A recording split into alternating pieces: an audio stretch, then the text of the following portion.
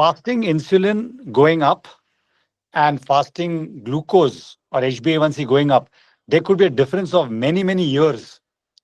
So when Lawrence says that fasting insulin is a leading indicator, it's not a leading indicator by a couple of weeks. It could be a leading indicator by a couple of years and could be 4, 5, 6 years.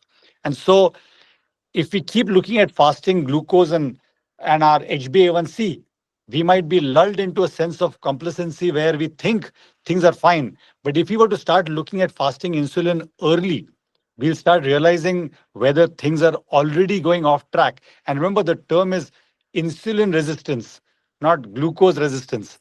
And so, if we really want to know whether we are insulin resistant, we need to look at how much insulin is being produced in our fasted state to keep our bodies or keep the glucose in check. And so, if you don't already have fasting insulin in your annual blood tests, please make sure to not only measure it, but also look at that number very, very seriously. And the point is, if you know something is off, then you don't have to get to a point of having to treat anything. And the point is, if you know something. Absolutely. I don't think that anyone can care about treating glucose if they're not also focused on insulin, right? Like those two parts of the system are just completely intertwined. And the other thing that you brought up that I think is important for people to know is that the way that standard healthcare is run is from this thresholding perspective. So it's like your fasting glucose is normal up to 99, but if it hits 100, then you're pre-diabetic. And we know that's not actually how the body works. The body is, the physiology follows a continuum over time where the dysfunction, unless you're intervening, likely gets worse and worse. And so what I think is so important is that we fixate less on the actual thresholds and we actually look more, what you're saying, at the trend.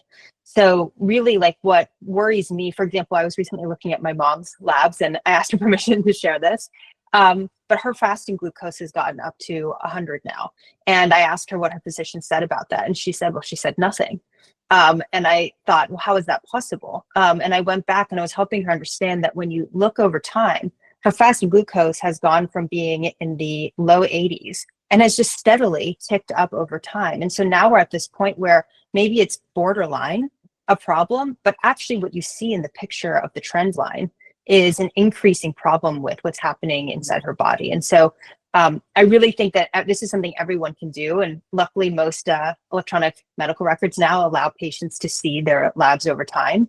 And so you just go in and you look and you track, what is your glucose doing? What is your A1C doing? What is your insulin doing? The other one I would say for those who are kind of becoming the captain of their own labs, which I think everyone should be, is to add in triglycerides. Almost everyone will get that on a standard lipid panel.